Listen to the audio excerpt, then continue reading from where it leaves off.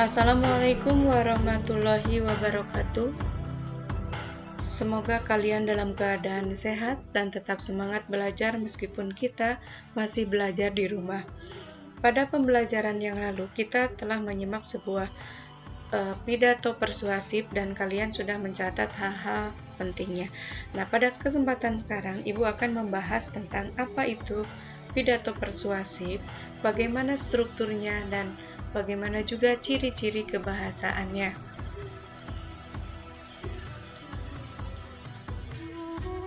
Pidato persuasif merupakan seni mengungkapkan pendapat secara jelas dan logis.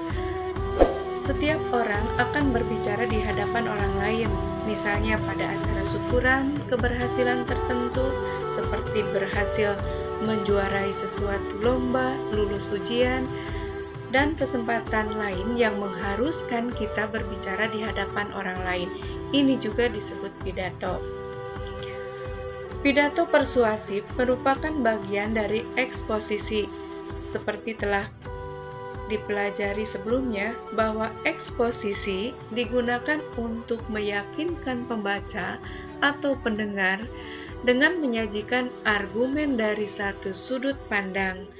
Dengan mengambil satu sudut pandang akan membuktikan kebenarannya. Kita bertujuan meyakinkan orang lain untuk melihat sesuatu persoalan hanya dari sisi itu. Ada 3 tipe berbeda teks eksposisi. Yang pertama, eksposisi yang dapat mengubah sikap orang atau mengubah pandangan orang tentang sesuatu hal.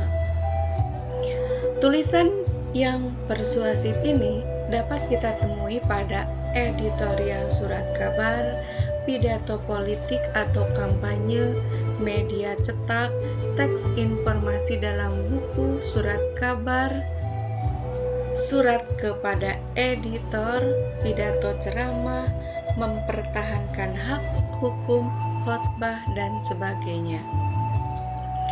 Yang kedua, teks eksposisi yang dapat dimanfaatkan untuk mempromosikan dan menjual barang, jasa, dan aktivitas.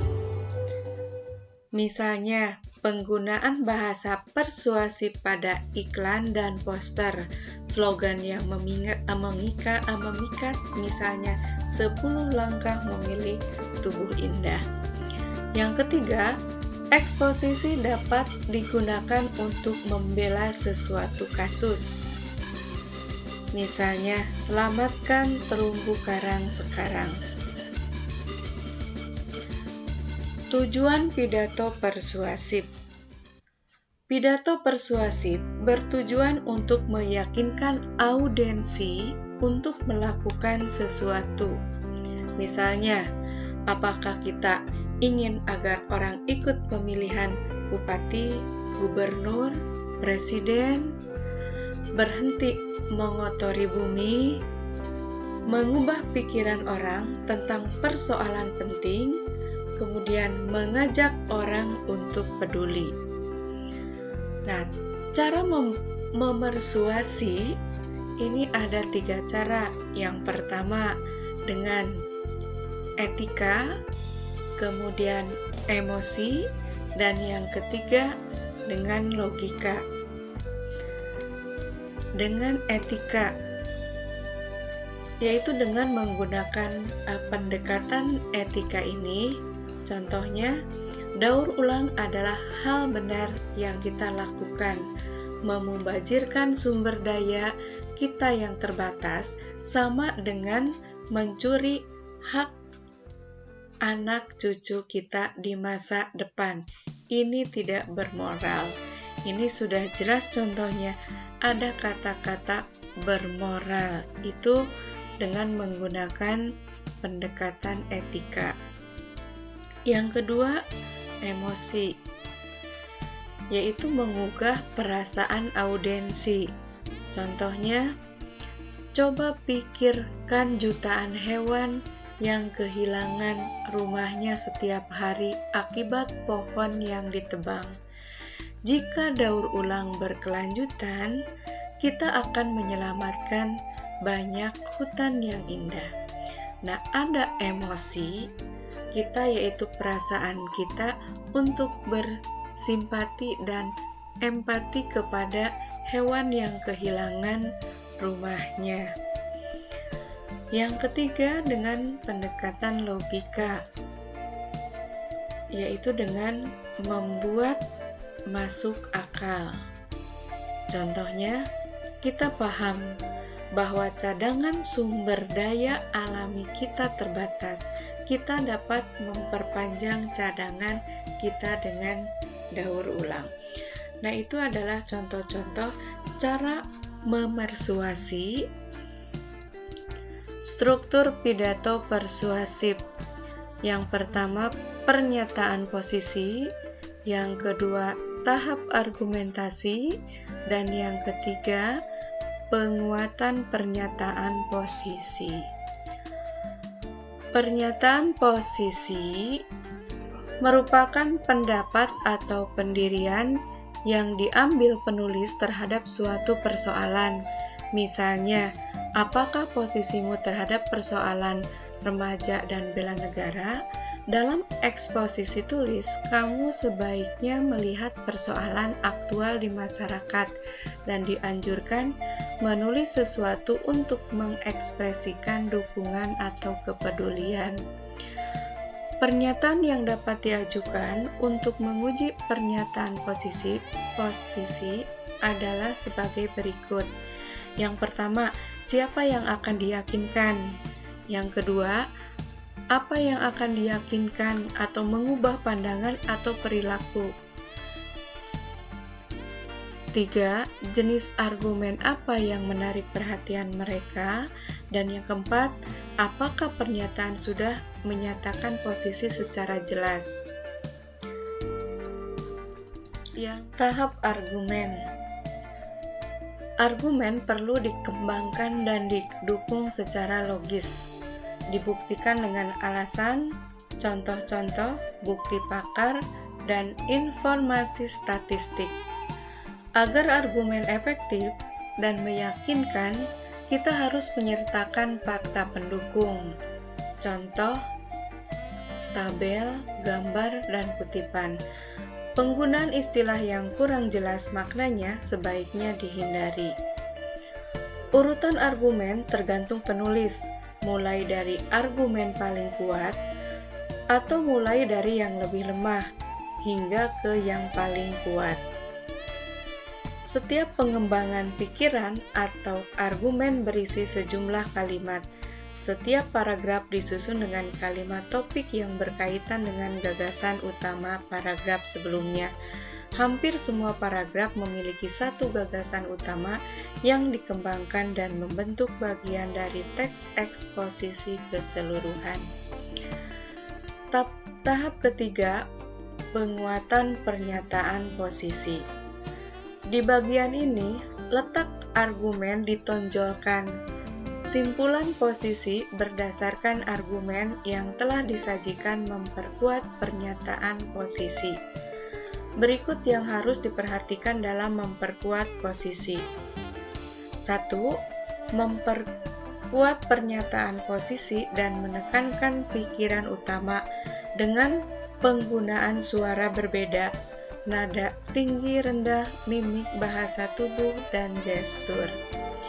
Yang kedua, argumen sebaiknya dikembangkan secara logis dan didukung oleh bukti-bukti, tidak hanya sekedar berdasarkan emosi dan intuisi. Yang ketiga, tabel, diagram, foto, dan gambar dapat digunakan dengan dampak hebat dalam eksposisi, lisan, dan tulis. Penyajian dengan menggunakan PowerPoint sangat membantu. Berikutnya adalah ciri kebahasaan pidato persuasif. 1. Nominalisasi atau pembendaan.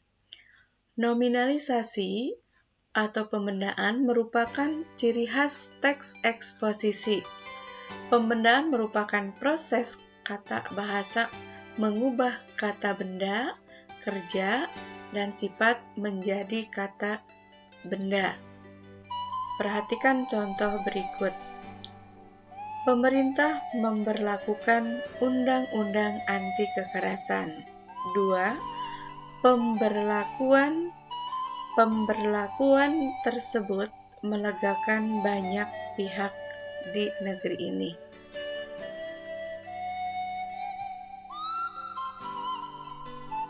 Kalimat 1 dan kalimat 2 saling berhubungan yang dihubungkan oleh kata.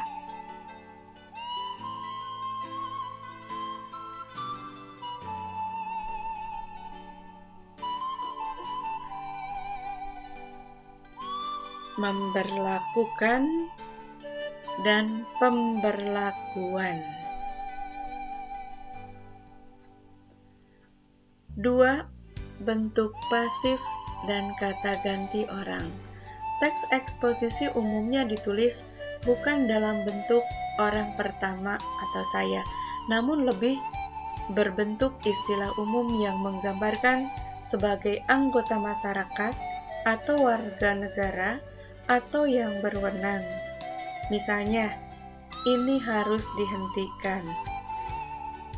Bentuk pasif dapat digunakan agar ungkapannya lebih formal dan kuat. Bahasa evaluatif menambahkan makna bahasa yang lebih kuat. Misalnya, hal yang paling penting bahwa semua orang. Kata ganti orang sering dihilangkan.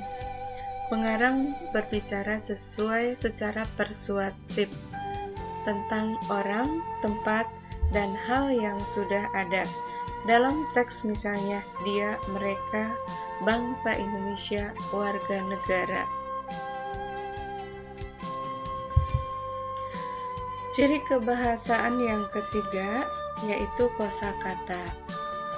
Nah, kosakata emotif yaitu sebuah kosakata yang berhubungan dengan perasaan yang bisa membuat para pendengar tersentuh. B. Kata tugas merupakan salah satu jenis atau kelompok kata dalam sebuah tata bahasa Indonesia yang terdiri dari kata depan, kata sambung, kata sandang, dan juga kata seru. C. Kosakata bidang ilmu atau istilah merupakan sebuah kosakata yang sangat sering digunakan di dalam bidang keilmuan.